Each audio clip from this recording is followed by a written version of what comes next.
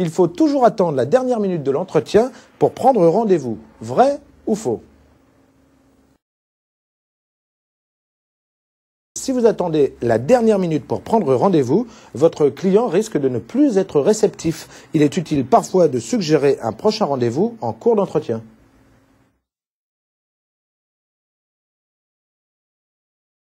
Il faut toujours un peu forcer la main au client pour prendre un second rendez-vous. Vrai ou faux? Effectivement, vous ne devez pas forcer la main, à vous de convaincre sans imposer.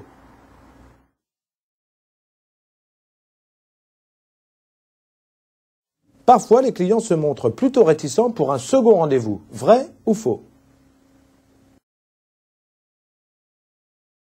Si certains clients apprécient de vous revoir, d'autres se montrent quand même réticents.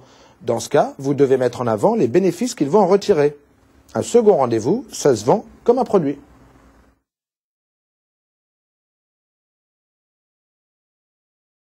On n'a pas besoin d'un second rendez-vous pour poursuivre une relation avec un client. Vrai ou faux? Vous pouvez faire l'économie d'un second rendez-vous, mais vous ferez aussi l'économie des prochaines ventes. À vous de trouver les services et produits complémentaires qui seront utiles à vos clients.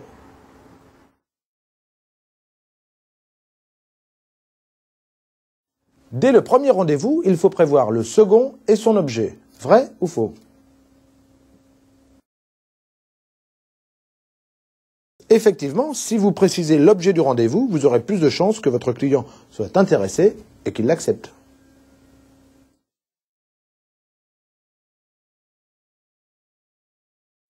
Quand un client se montre réticent à un autre rendez-vous, c'est qu'il n'a plus envie de voir son conseiller. Vrai ou faux?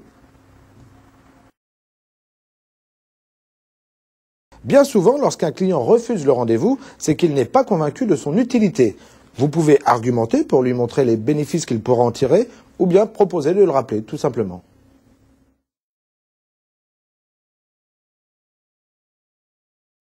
Un client qui n'accepte pas un rendez-vous n'en acceptera pas d'autre. Vrai ou faux? Dans certains cas, un rendez-vous rapproché ne se justifie pas. Il faudra alors reprendre contact par téléphone ultérieurement et vous aurez alors toutes vos chances de rencontrer votre client de nouveau.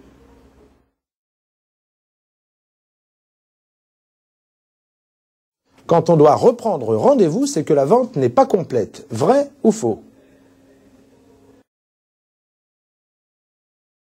Si vous prévoyez un autre sujet ou si votre client a besoin de demander des renseignements ou l'avis de son conjoint, un autre rendez-vous devient alors légitime.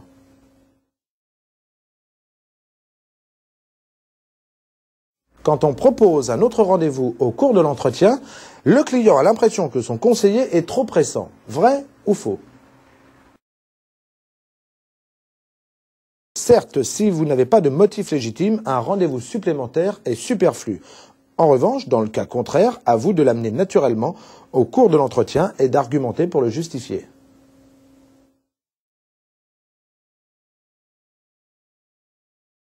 Il vaut mieux conclure sur un rendez-vous téléphonique que sur aucun rendez-vous. Vrai ou faux?